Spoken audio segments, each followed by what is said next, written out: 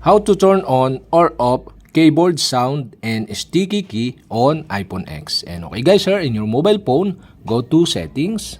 In settings, go to physical and motor section. Here, you can see the keyboard. Okay, tap this. In keyboard, you can see here the sticky key. Okay, go to sticky key. And below of this, you can see this sound.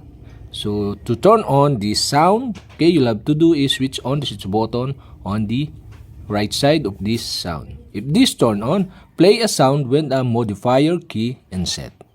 And that's it. Okay, you have successfully turned on. And to turn off again, okay, you'll have to do is switch off the switch button on the right side.